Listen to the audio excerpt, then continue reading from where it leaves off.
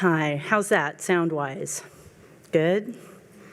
Okay, this is a big room.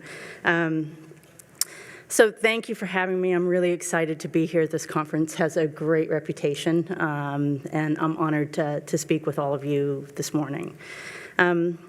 This talk, like everything, has a history. As Susan mentioned, my original training was as a historian, and I spent a lot of time in a history classroom.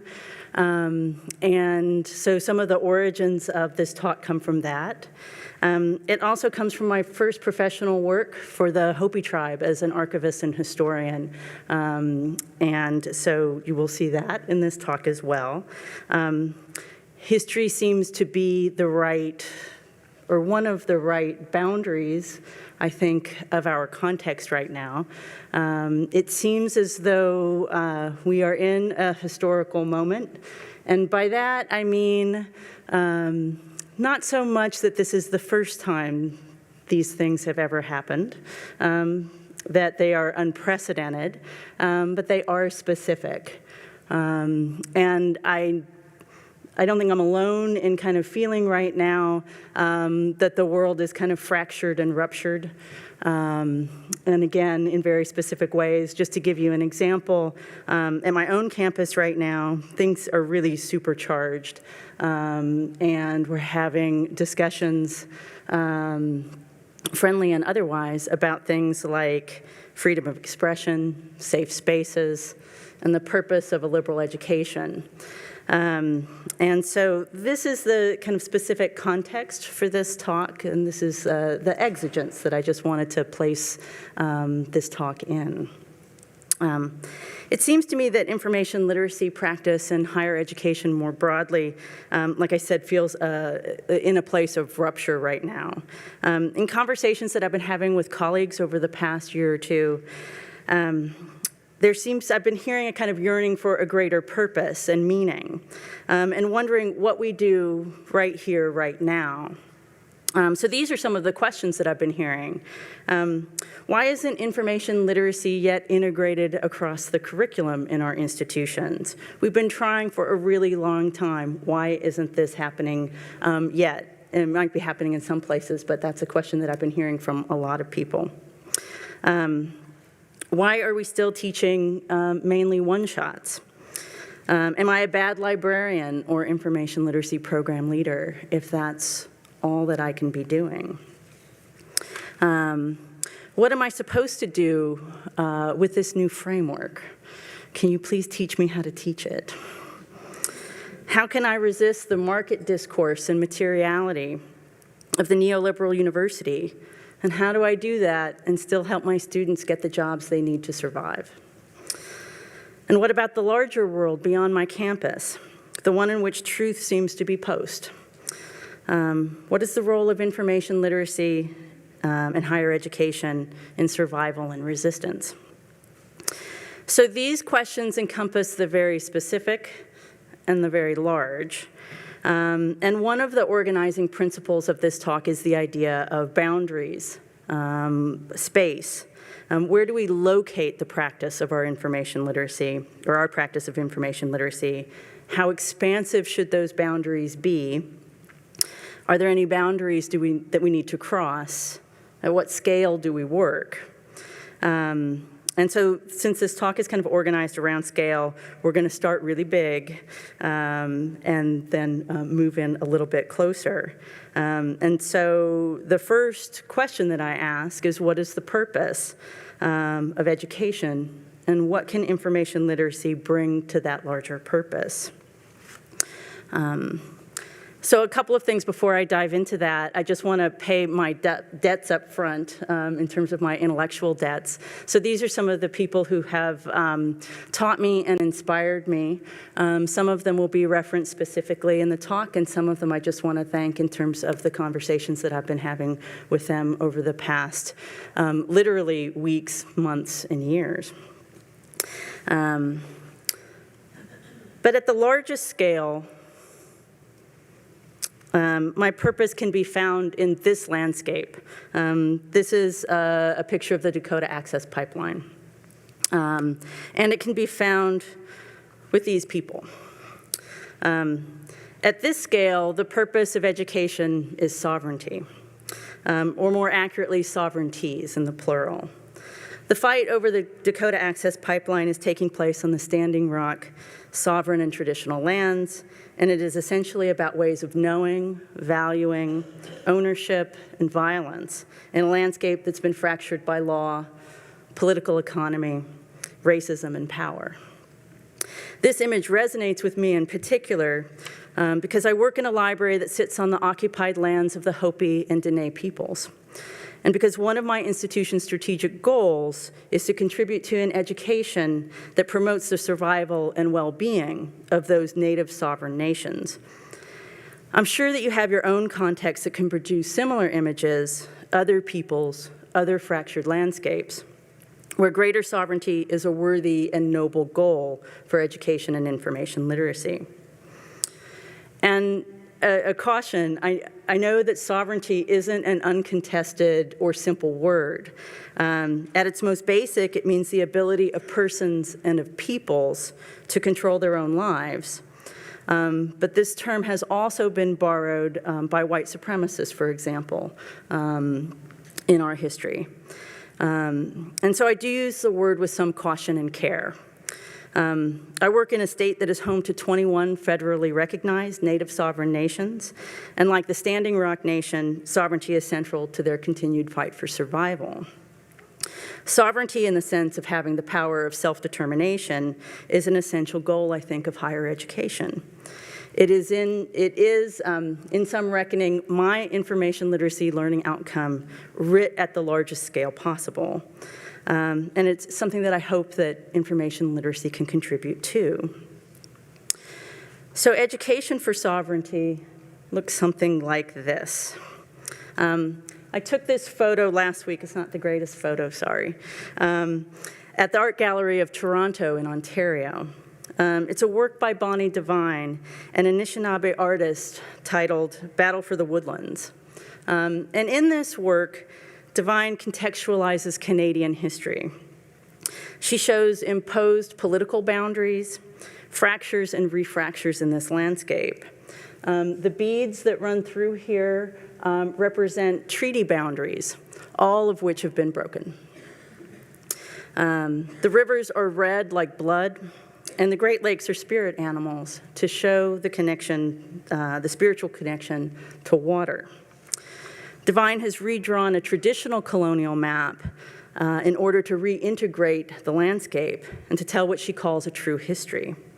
She says, "This map really is a product of reading, thinking, and dreaming and imagining what it really means to live on these Great Lakes, what it means to have blood running inside your veins of these people who fought to protect these lakes, and what the lakes mean themselves. That's why I made them into animals, because they aren't just bodies of water. They are beings who are cohabitating with us in this space right now. They are living. We are in a relationship with them. We have been for many hundreds of years. That's why I wanted to gather these reeds and bring them here and show that there is a relationship." This gathering of reeds is, I would argue, a rebuilding of a fractured landscape. And it came from reading, thinking, dreaming, and imagining, all essential parts of education, and something to which I think information literacy can contribute. Sovereignty requires many things, so let's begin with the most basic, self. Sovereignty requires self-determination, which requires the agency of an autonomous actor.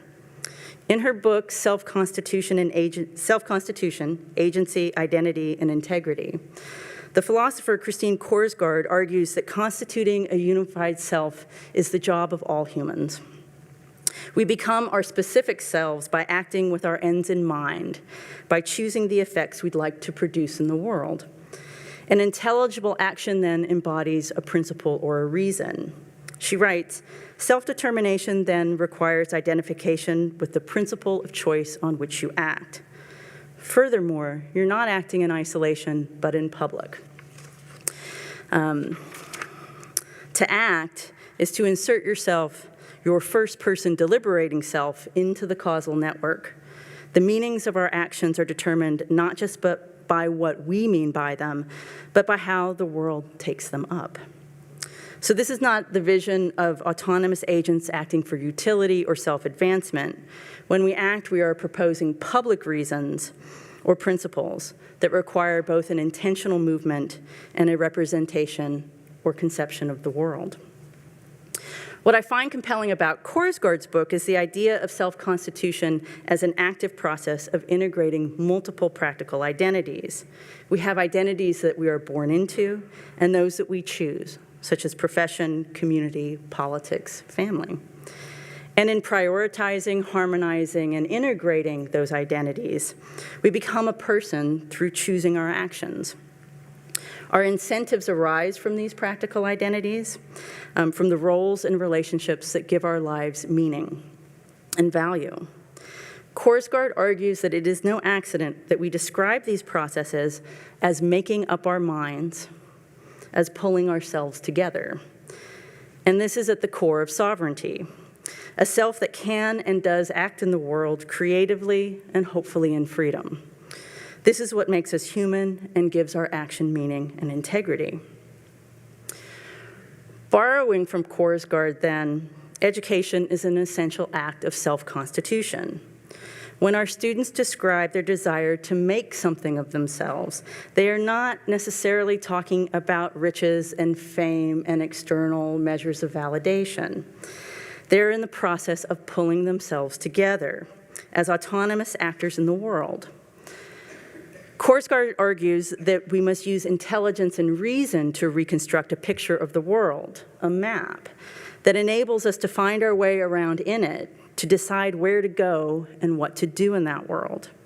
Furthermore, as Korsgaard suggests, when we make up our minds, we value our contingent practical identities. We value ourselves as human beings. We owe it to ourselves, she says, to our own humanity, to find some roles that we can fill with integrity and dedication.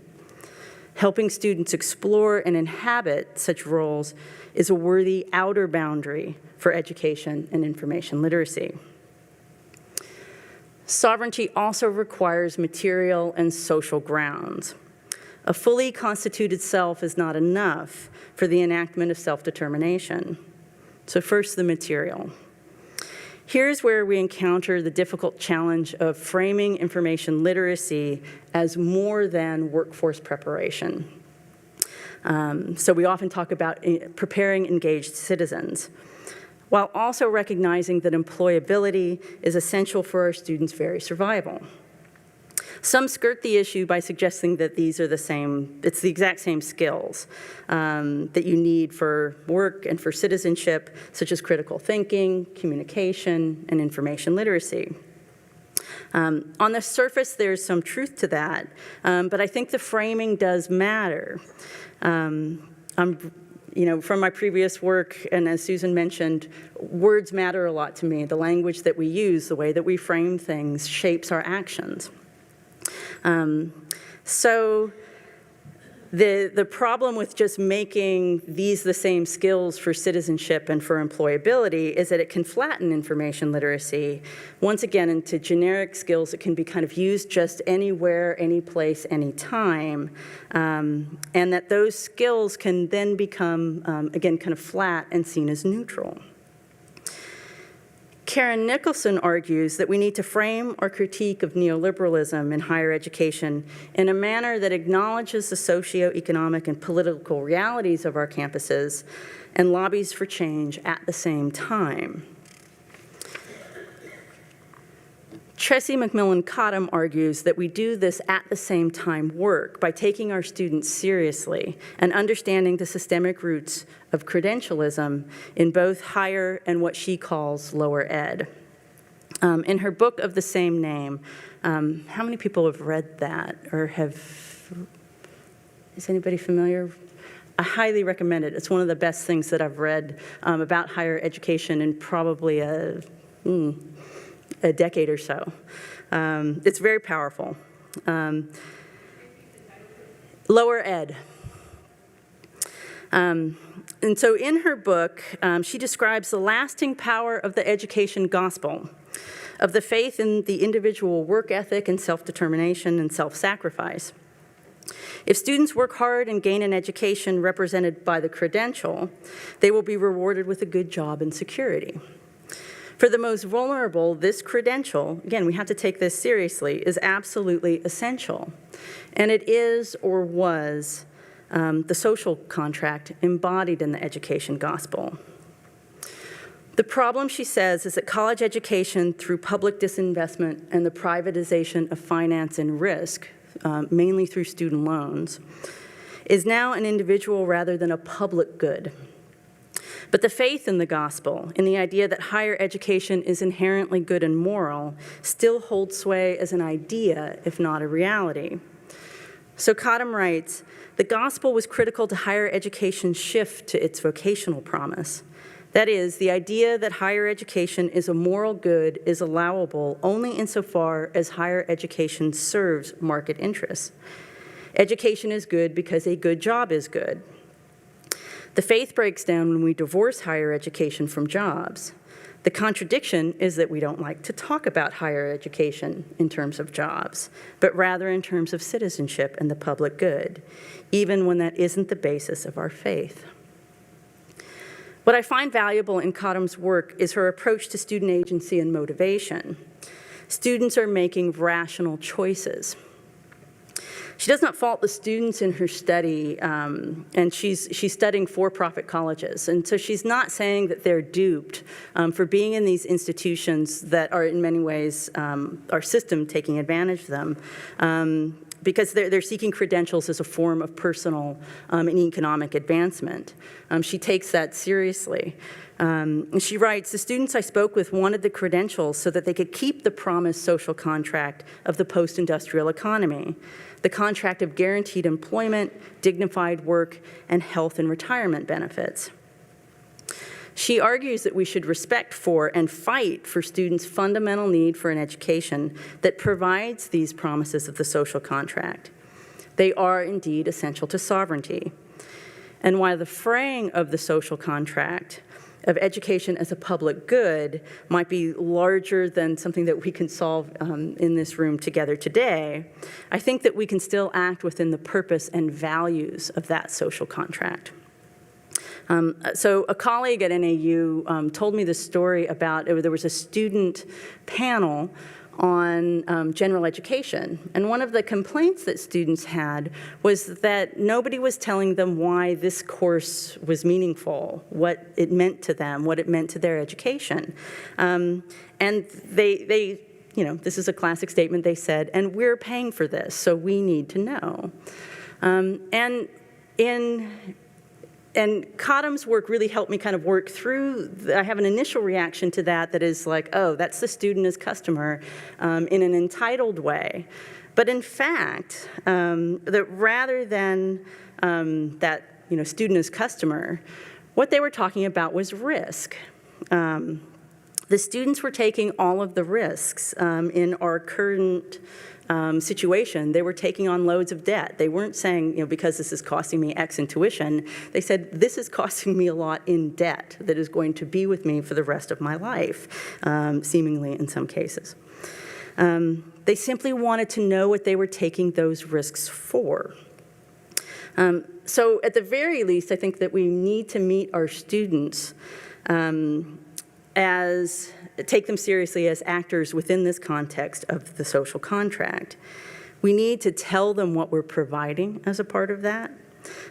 We need to make our case for liberal education explicit and showing them that yes, it has individual and benefits for the public good. We can be honest with them about where the social contract is broken.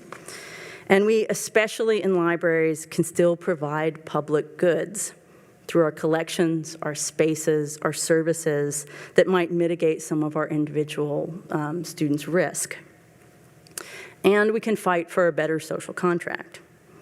Cottom argues that systemic problems require political solutions. She writes, and I quote, "If we have a shitty credentialing system in the case of for-profit colleges, then it is likely because we have a shitty labor market. To be more precise, we have a labor market where the social contract between workers and the work on which colleges previously relied has fundamentally changed and makes workers more vulnerable. Cottom argues for multi-pronged political approaches and social movements that tackles issues like wealth inequality, underfunded and unequal K-12 schools, and labor market discrimination, among other things.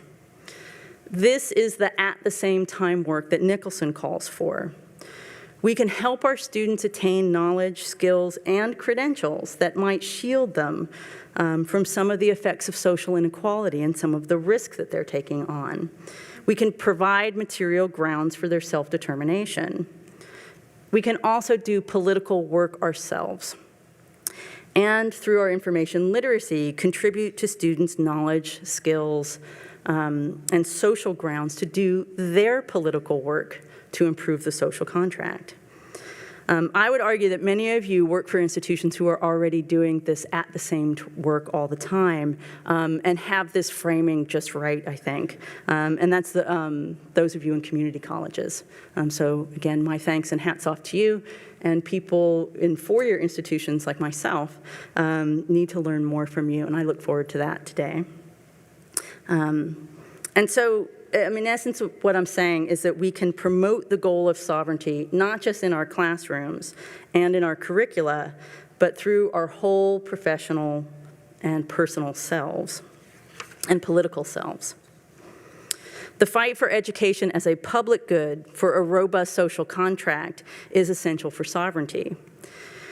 We must constitute ourselves as self-determined individuals, but we act on public grounds. When we act as fully constituted individuals, we're projecting public reasons and principles for our actions. To repeat Korsgaard, the meaning of our actions are determined not just by what we mean by them, but by the way the world takes them up. This requires a public and democratic space that acknowledges that we have not, and still do not, take up the actions and meanings of all people equally. The conception of the world as represented in Devine's map is not neutral and ahistorical. History, and really all forms of knowledge, create and erase whole peoples. History is written by people, about certain people, and not others, with all the distorting power that selection entails. When Devine created her map, she was rewriting the Anishinaabe back into history, and thereby creating sovereign claims for her people as a people. She was depicting the landscape of knowledge as contested, militarized, and marked by competing definitions of value and values. Through this act, she was reclaiming the rights of her people to exist and have a voice in the public sphere. Libraries can be places for and provide tools for this kind of work, this kind of reclamation. Too often, our systems flatten these contested and competing landscapes, making knowledge appear equal, the same, and neutral. Our databases serve up decontextualized bits and atoms. Our book stacks convey that all of these things are the same. They look very uniform. Our very spaces sometimes convey the idea that knowledge is fixed. We talk about the need for diverse viewpoints and welcoming all ideas as if our buildings and our values and our people will do that automatically for all people at all times. We hide the true history of knowledge from our students, and this in turn diminishes a robust public ground, for the neutral always privileges the powerful and those marked as normal. A commitment to the goal of sovereignty, then, requires that we not just collect more diverse books and provide equal time for competing viewpoints in neutral spaces. Rather, we can and should play an active role in marking the situated, contested, and plural nature of knowledge in our libraries and classrooms, in showing how power works, how systems work. Because a democratic public ground must be actively and critically made and remade every day. We must also remember that some people have easier routes to sovereignty as a given than others. As Cottom suggests, ignoring systemic inequalities in the workings of power can obscure the erosion of public goods and the social contract. And we cannot be sovereign as persons or peoples without this democratic ground. So that's the big boundary, large. So what do we do? If the most extensive boundary of our landscape is this goal of sovereignty, what actions can we take or not take at a local scale? So I'm going to move the boundaries in a bit. What are the possible boundaries of our information literacy practice? Devine describes her map as a true history, and this is a good reminder that history often repeats itself. So the questions and concerns about the future of information literacy, the framework, neoliberalism, are specific but not necessarily new. Much of higher education, for example, especially after World War II, has always been about jobs. So this is not necessarily a new purpose or a new discourse. Information literacy was born in response to a perceived crisis, that of an educational system at risk of producing students with the skills for the information economy or the knowledge economy. And that was in the 1980s. This was, in some ways, a long time ago and not so long ago, depending on your perspective. And it seems like we're facing another kind of crisis right now. And as we work within this context, I ask you to watch for history repeating itself, or more specifically, to watch for ourselves repeating our own history. And from this, I draw on the work of Kevin Kumashiro, who is a faculty in, he does teacher education, College of Education faculty. And he argues that our best critical and anti-oppressive efforts in our teaching are often limited by what he calls repetitions. Repetitions come from individual and collective expectations about what education looks like.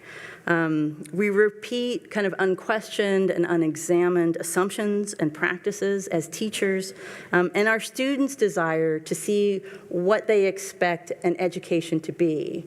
They have their expectations of what learning looks like, and that we need to take those things into account. Kumashiro writes, learning in anti-oppressive ways involves unlearning or questioning what students already know. By implication, desiring to learn involves resisting repetition, especially the repetition of what students believe they are supposed to be learning. He argues that these repetitions aren't necessarily always bad, like our assumptions aren't always necessarily wrong, and that a lot of these repetitions are useful and comforting, but they can sometimes be harmful. He uses Frere's banking model, for example, of a repetition that we often repeat. So in the banking model, it's the idea that the teacher's role is to fill up the heads of our students, to deposit knowledge in them. And that most of us in this room probably don't necessarily agree with that model of education, and yet we often use it in our own practice. And so we want students to be able to repeat back theories and ideas correctly. We want them to apply knowledge appropriately. We want them to write essays properly, to cite citations perfectly. And that these are all repetitions of the banking model that you see even if we don't buy into that model and think that that model is not very productive. He says that those goals are worthwhile. Again, it's about watching for repetitions, not necessarily throwing out the baby with the bathwater. Since the ability to demonstrate accepted knowledge and have these marketable skills is important capital, especially in this context of risk. However, he argues, it is problematic when educators presume to know exactly what the student is to learn, to foretell this learning with a list of standards, and structure education accordingly. Presuming to know and control what students are to learn makes possible only certain kinds of changes and closes off the infinite changes yet to be imagined. This presumption is especially problematic when recognizing that all knowledge is partial. Even so-called anti-oppressive and educational knowledge and practices are necessarily limited. So Kumashiro suggests that we still have to plan our lessons, to have learning goals, to do assessment, but he argues to keep in mind that education doesn't consist solely of rational, predictable, controllable processes. There is a space between teacher and the teaching, between learner and the learning, that we should take up the liberatory potential of that space by refusing to foretell what who students are and what they might become. In this way, students are invited to explore many possible ways of learning and being, in his words. So if Devine's map was built from dreaming and imagining, then perhaps we should include those possibilities in our approach to information literacy and learning. This allows students their agency, their sovereignty, and their freedom to not be limited by our partial imaginations or the foretelling of the teacher. Kumashiro concludes, teaching is not about repeating the status quo or utopian visions that are themselves partial. Educators cannot presume to know who their students are, what they need, and whether they have changed in desired ways as a result of their lesson.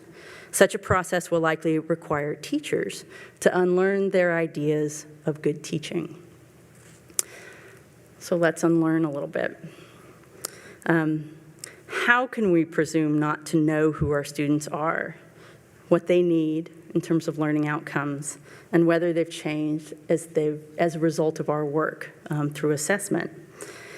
These aren't easy questions, but I think that they're worth asking and kind of resisting our urge for that repetition in the answer. And so I would just ask that we kind of let go of the concern about, like, what do you mean you're telling me I've got to, I don't need learning outcomes anymore. But I'd like to live within that space, kind of imagining that for a little while, what that might look like.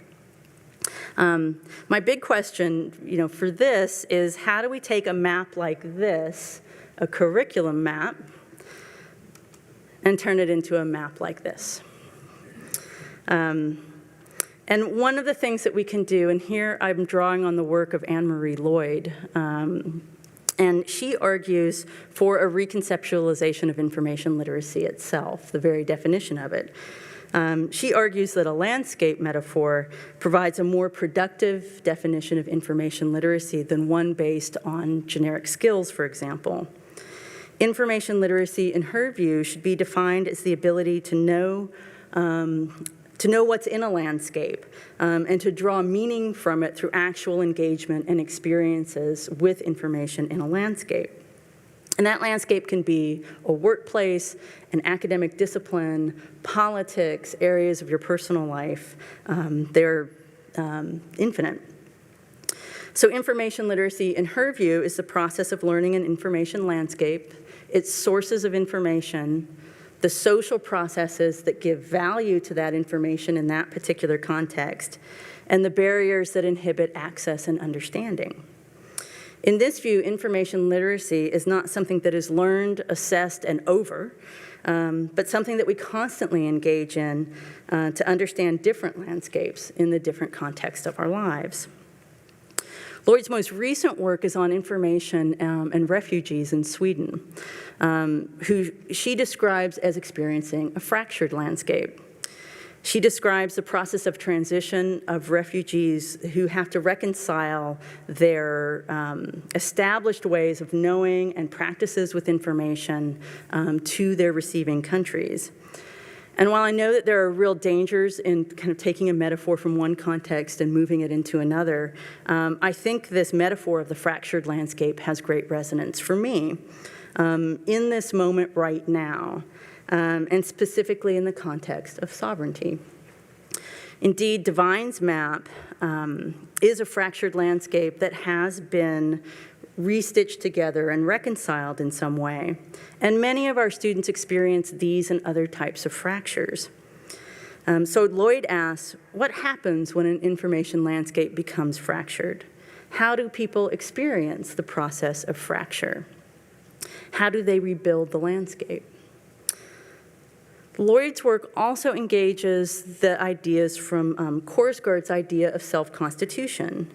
Just as we make something of ourselves by acting and thereby finding our way in the world, we become information literate in a landscape by finding our way around in it, deciding where to go and what to do, what actions to take.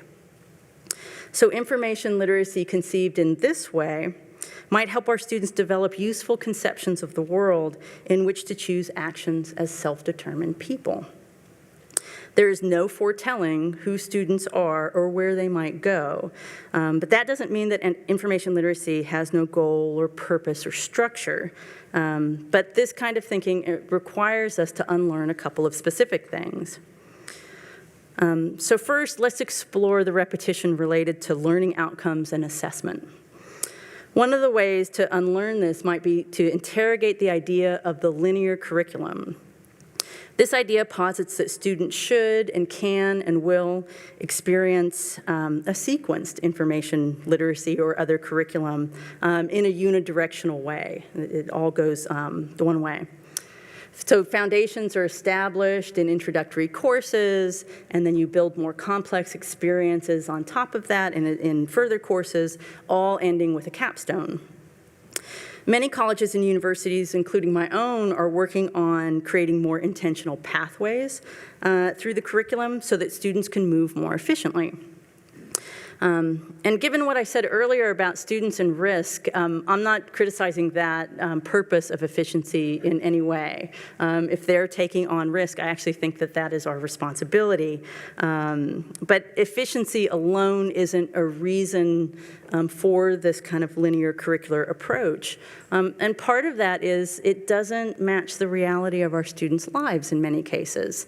They don't actually move through the curriculum in straight lines. And again, there are material reasons for that. Because our universities haven't necessarily invested in the faculty that are required to provide those options in the pathway all at the same time. I was talking earlier at NAU, they have to hold biology labs right now on Saturdays because they literally don't have enough space for the students. So there are these bottlenecks that exist within our linear curriculums. Furthermore, the types of students who can take advantage of that kind of perfectly sequenced curriculum aren't the majority in our institutions. Especially, this is difficult when people have work responsibilities, family responsibilities that literally restrict when they can take classes and how often. And so, again, those are some practical reasons why the linear curriculum might be something to strive for and ideal, but it's really not the reality for many of us. But still, librarians, including my past self, have advocated for a sequenced approach to information literacy. We've mapped the curriculum to identify these linear pathways that are efficient and to provide a meaningful kind of scope and sequence where we lay the foundation and build. In some institutions and individual programs, that affords a structure for powerful learning, and I have seen it work, and I've also seen it not work in others. But aside from this practical problem of whether you could move students through a linear curriculum, it might just be too limited or rather kind of specific pedagogically.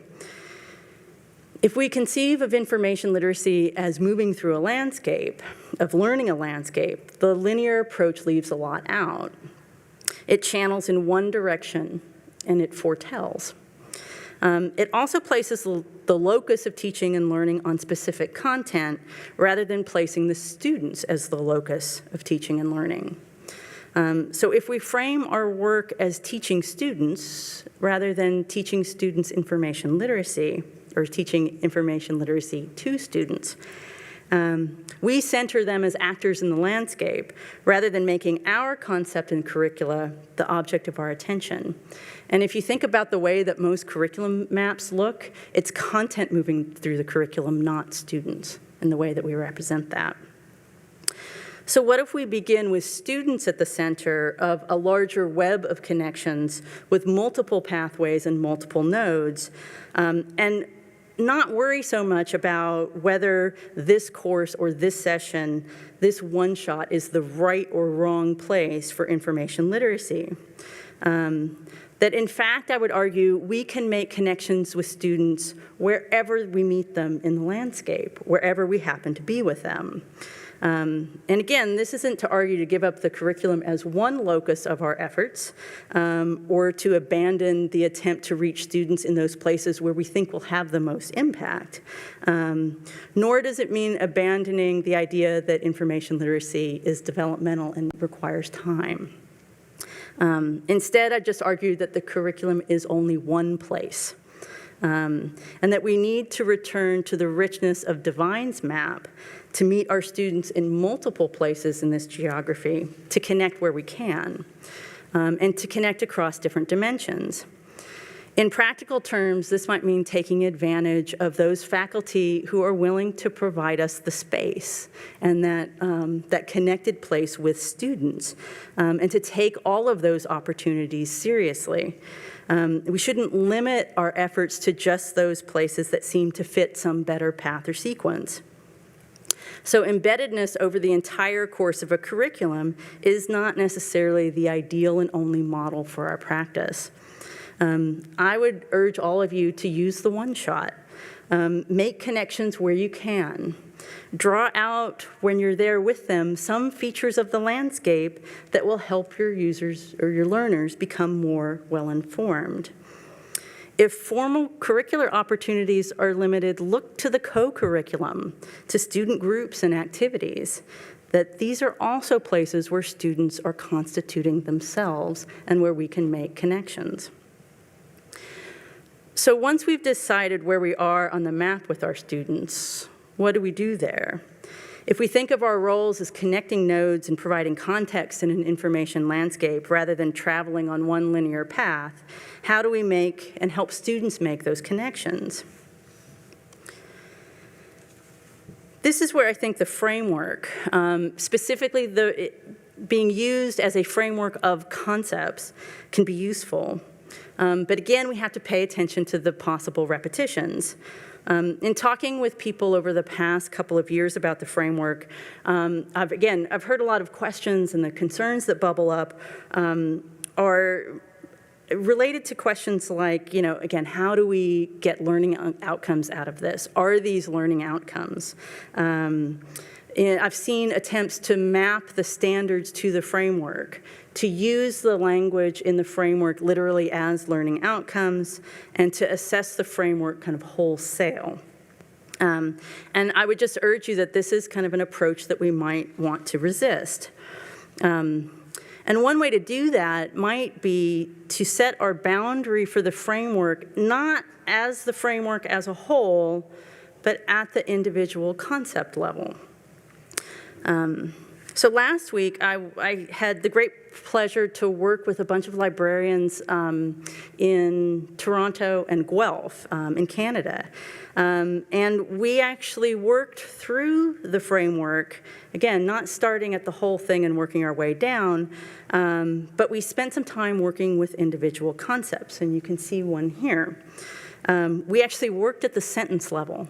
And we actually took individual sentence out of the context of the framework, plot those sentences down in the middle of tables, and that's what we worked with, these individual sentences. We asked the questions, what might our students do with a concept like this? What might it enable them to do within a particular information landscape? What might they use this, I'm thinking about them as tools for learning that they carry around with them. How might these concepts act as orienting objects to help students understand and better navigate a landscape? So what I propose here is that we not think of the concept or framework as existing at a single kind of boundary or threshold that we have to cross over, but that these concepts can exist at nodes and boundaries within and between information landscapes. And here I draw on the work related to boundary objects, which are defined as information, such as a map, that are used across different communities. They're objects that are plastic enough to adapt to one place and to be used in another community, yet they're robust enough to maintain a common identity across sites. These tools, boundary objects, can be abstract or concrete. And the creation and management of boundary objects is a key in developing and maintaining coherence across intersecting worlds. And so this work originally comes from Starr and Griesemer on boundary objects. So the concepts in the framework themselves are not learning outcomes or even the source of all of our learning outcomes potentially, but tools and boundary objects that we might provide to students to further their learning of a landscape. And last week specifically, again, I was working with librarians at the University of Guelph, and they provided, I think, a useful concrete example. And it really helped shape my thinking, so I thank them. We were exploring, again, at the sentence level or at the concept level, how to use these concepts to inform some really basic things in their practice that all of them teach, like keywords. And so the idea that they currently teach is that you need to understand the specific vocabulary of a database or a search tool in order to search effectively.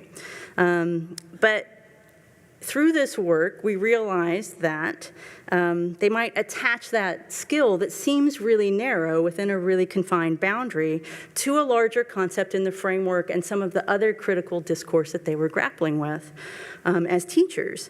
And so they decided that they were going to connect that really practical skill in the many different contexts and one-shots where they happen to be kind of deploying that, to connect it to the idea that language is situated and contested and has great power to kind of set and police the norms in a discipline or socially more broadly.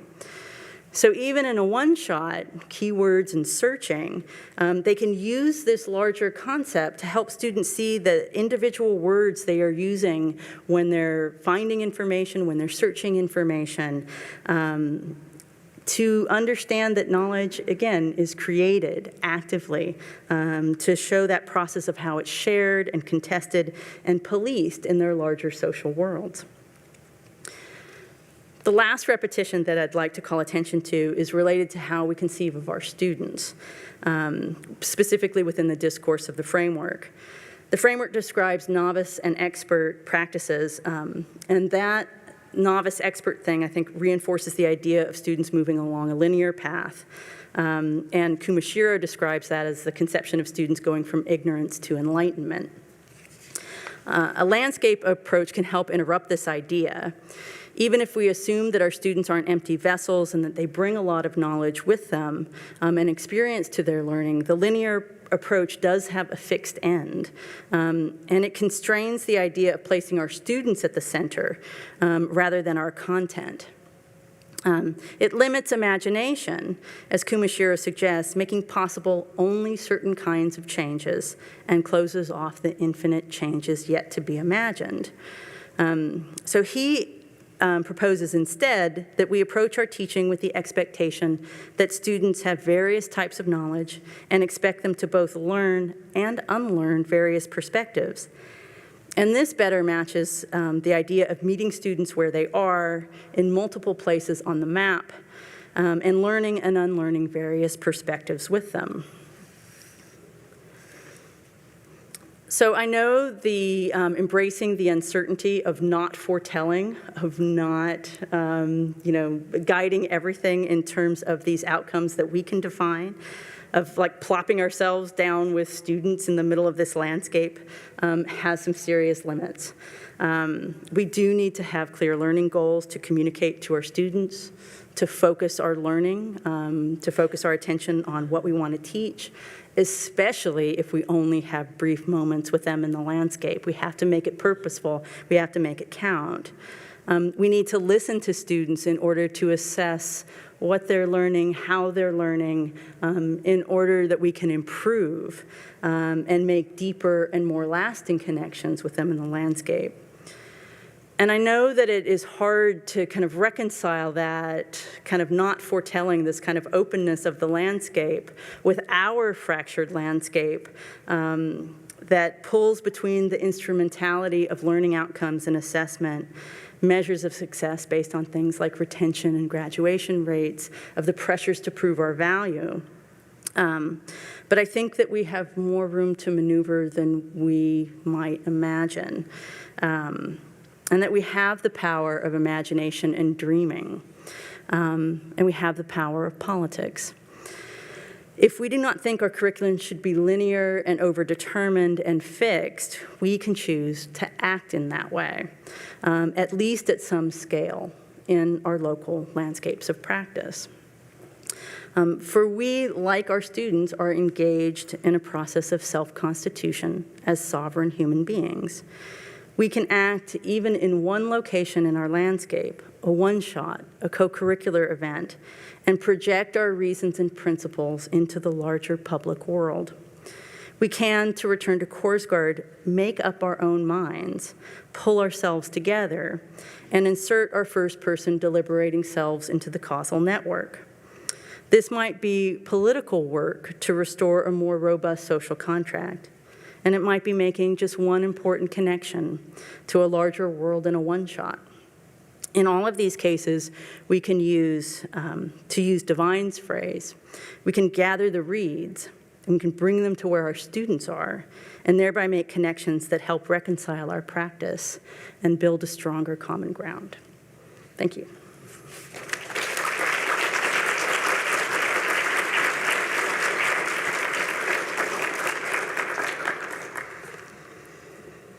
So there's some time for questions before some more deliberate discussion of some of the questions that might have just raised for you.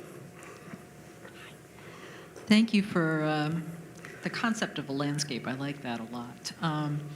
I'm really intrigued by the work you were describing at the University of Guelph, and I wonder if you could talk a little bit more about that context of the keyword search and the broader use of language, because I work with students who represent typical age college kids, immigrants who are doing academic work at the college level in a language that's not their own. And I frequently talk about use of language and understanding how different synonyms can produce different search results. Tell me a little more about how they went from concept to how can I use this in my actual teaching and interactions with students? So we didn't get that far. It was a day workshop, kind of 2 days over time. And so a couple of things. One, but some practical things, because again, they were teaching the same thing across different settings in different disciplines, where some of them were very much, kind of embedded and could kind of see students many times, and others really had one opportunity. And so the key insight from that idea was to always connect in the sense of, okay, I've been asked to teach, I need to teach these students how to search these tools effectively, but the words that I use, the examples that I use, and the framing that I put around it is not I'm gonna teach you to search this really effectively. The framing is, we have to understand the language that people are using in this discipline, and to understand they might not always use the same things and why, to set things up. Because what you want with this idea, and the framework affords this, I think, in the sense of building on a lot of the understanding by design work, in the sense of we can get students to, do the kind of the rote and the routine of like checking the subject headings and looking at the controlled vocabulary. But if they don't have some deeper understanding to attach that to, that's just this kind of automatic algorithm as opposed to deeper learning. And so where we ended up, and like, sorry, I don't have anything, but maybe that's something to talk about during the hour discussion of this.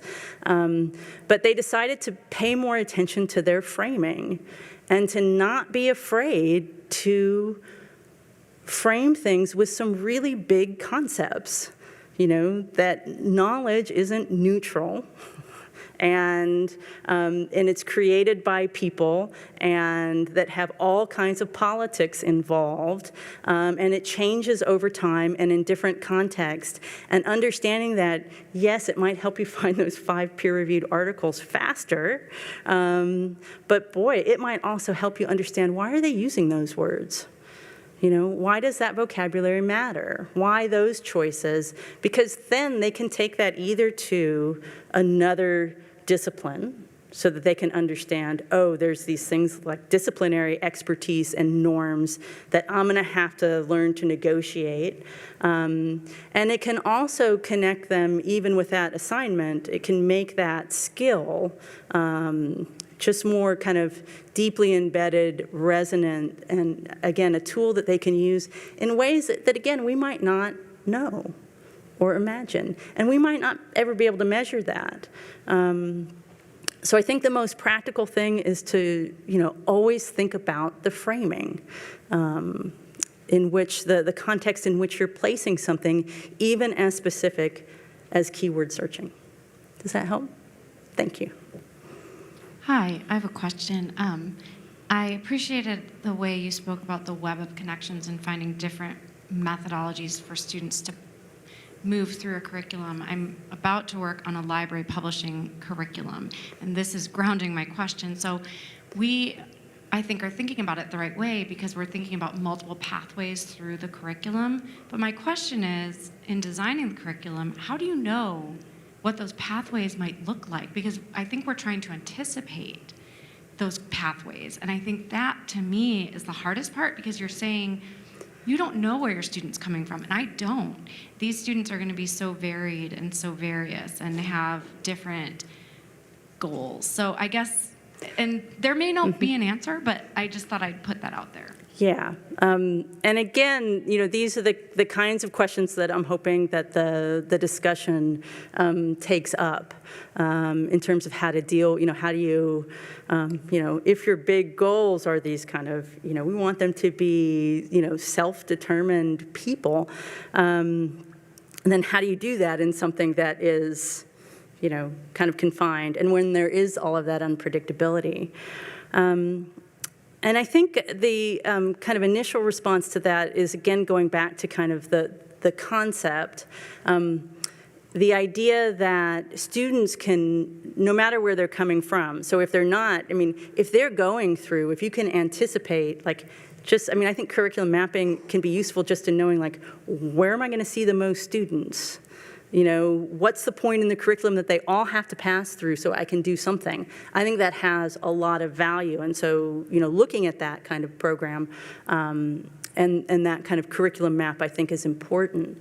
But the other thing, and not necessarily but the power of the concepts, and I'm not advocating for any particular concept in the framework. We're doing some work at my own campus where we're using it, not using it, adding, taking away, which is what I think the intention of a framework is. But the idea that, if you've got a student who has, they've been in all of these introductory courses, they've heard this before, but I've got these students who haven't, or they haven't had these experiences in their lives or their educations, or they're bringing something to it. You can approach those concepts from multiple directions. Again, if you make that the locus of your attention, and so that students, again, can kind of pick those up and use them in different ways with different levels of experience. And so you might still be kind of teaching some practical things that some people might know and some people might not, and you can still do that. But you're all engaged with that concept and why it matters, and maybe how it connects to something else, to the next course, to an internship that they're doing, in this program, or to something in their lives. So again, to focus it at that concept level. Wendy, to your right. Over. Thanks. I feel bad. I've kind of ignored this part of the room. First, is this on? Yes, okay. First, I want to thank you for, I thought, one of the better arguments for the framework that I've heard. So I thought that was very practical in a lot of ways. But second, at the very end, you talked about the co-curricular experience being part of where the students are self-constituting. And I like the idea of us as professionals self-constituting and choosing to be there as well. But I was wondering if you had any sort of examples in this sort of landscape framework where we might interact in the co-curricular sphere, like what might those choices look like? Right. So a couple of things. I need to give credit to the librarians at the University of Guelph because one of the things that they've been working through the framework quite a bit, and I was really privileged that they invited me to spend again a day kind of working very practically with them. And one of the things that they decided, again, is that tension between, oh my God, I want to help produce these sovereign, powerful political beings. Yet at the same time, I've got to teach keywords. And reconciling those frames is difficult. And I really appreciated they've been working a lot with with Mandy Lupton and Christine Bruce's. They're called the jest windows. So this is another thing I'd recommend. It's not in the list of sources here. I'll leave that up so you can take a look, and I'll send any recommendations that you want. But this is the idea that there's a kind of a generic view or window on information literacy, kind of the skills-based approach that we're used to. A situated one, and that's more the landscape mode of you got to understand your situation and the context and what the sources of information and the values are in that landscape. And then there's the transformative window, which is like we need to go out there and change the world. And they were trying to, for a while, well, how do we create a transformative curriculum and teach keywords? And so they said, we just made a decision that we're going to kind of approach our curricular opportunities in a situated way, and the transformative work will happen outside of the curriculum in these co-curricular spaces. So again, working with student I don't have kind of specifics necessarily from what they're doing and don't want to speak for them, but to give you an example of something that we just did on my campus was there's been a huge debate, like I said, over safe spaces. We've had issues with faculty members being targeted and harassed. It's made Sean Hannity, to give you an example. Part of this talk, part of the exigence of this, comes from I check my social media every morning because of this event that we had on from safe spaces to brave spaces. And it was librarians and faculty, and again, I was bringing, and other librarians were bringing this perspective of what the values of the library are in terms of safe spaces, of brave spaces, of free expression, and that wasn't tied to any particular part of the curriculum. But with some programming that we did in the moment that we thought might add value and connects to these larger concepts that we're trying to communicate. So that's an example, again, through programming, we've got a lot of librarians who are working with individual kind of groups and clubs. And again, some of it is to prepare them for in really practical ways. This is how a librarian can help you succeed in this particular career. So that, I don't know if that helps or not, but kind of gives you both that decision point that you make in terms of, I'm not going to be able to achieve all my goals in the curriculum, so let's look and see what other opportunities are.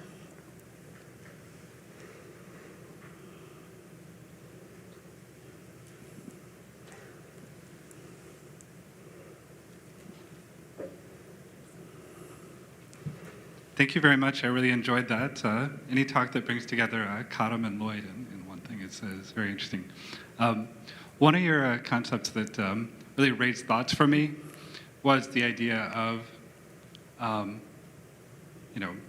the goal of education is creating sovereign, self-constituting individuals, and when you do that, they might not act in the ways that you intended them to act. Mm-hmm. So it's a broad question about, have you thought about this disjunction, or do you have thoughts about that? But some specific things to hang that on. I was thinking about the incident that the question that we hear a lot is like, why do I have to learn this? Right. I'm guessing that many of us in this room have like an investment in like, education it's an end in itself, and you should just want to do it because, and students, for very good reasons, wanting credentials, or I want to teach them like, how does a historian think? And orienting them to that information literacy landscape, but they have their own pathways and goals. So I'm just wondering if you had any thoughts about that. One is, I gave up a long time ago in wanting to try to predict where my students might go. I just don't know, and in the sense of, who they're going to become, what they're going to do with this particular knowledge. As far as the wanting the credential and the, why does this, I want them to see that they might be able to do something with that credential, or to use this knowledge in ways that isn't necessarily that instrumental, but might be instrumental in other ways. I'm not sure I have a particularly good answer to that, other than a little bit of just kind of letting go and trying to set my own intention.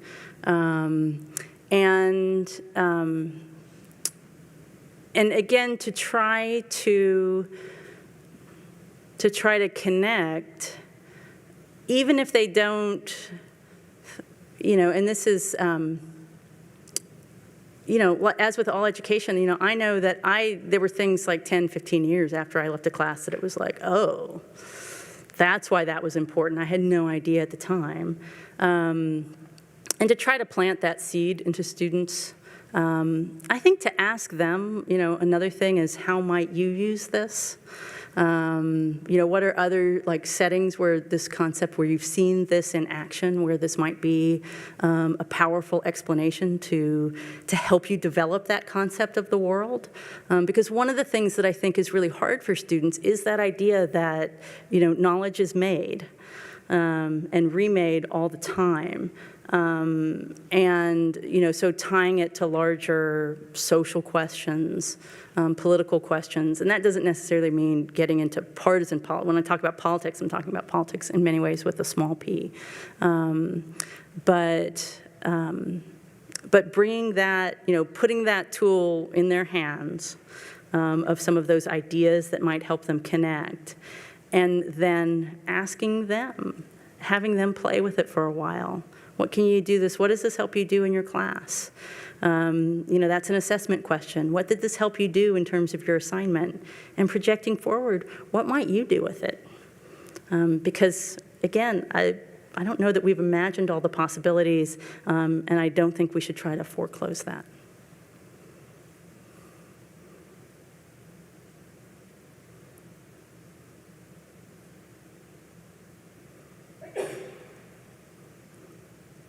Set. Okay, and then I know that we wanted a little time for people to walk around and get coffee before we reconstitute ourselves at tables to pick some of this up. Thanks, and thank you for all of this. One of the questions I have is thinking about how we're able to reach so many students at once when we talk to a class and students have a compelling reason to come to that class. Their professor has brought them there, to the library, we've gone to them. But are you aware of any discussions like this happening around the teaching that we do one-on-one at our research help desks? I just think about in the efforts to boost efficiency and not have librarians just sitting there waiting for questions, we've lost our place in that landscape. Mm-hmm. So I'm going to make sure I understand the question. Do I have ideas for? Yeah, do you have any ideas, or have you heard any discussions about how to apply things like this in the framework, or are people talking about it in terms of the teaching they're doing one-on-one at our research help desks? So I haven't necessarily heard of anything specifically other than the idea that if that's what you have, use it. If that's where you're meeting students, I have heard it in the context, and we're rethinking reference at my own institution, and making sure, in part that when we can, to make those encounters teaching encounters, and to use the same consistent language, knowing that sometimes those reference encounters are very transactional, and it's hard to say, like, well, I know you need this like in an hour, for this assignment, or even with faculty, I know, like the grant application is due in 5 minutes, and you really need this. But again, using similar language, pointing out when, we're in a reference situation and, in a nursing, database, and, pay attention to the language. Why do you think this language is being used here? How is understanding this language going to help you search? And to be very kind of explicit about that. And again, it's be with the students where you can, and be very intentional about what you're doing with students there when you can. Okay.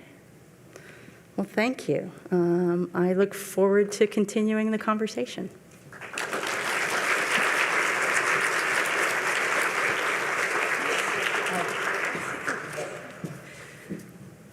Hi, I'm Jill King, a librarian at DePaul University and an organizer of this year's summit. I'd like to thank Wendy Holiday for this really powerful and engaging talk that she joined us to share today. I know I appreciate the chance to think about our professional work within within these social and political realities. So thank you. We have a small token of our appreciation to share with you.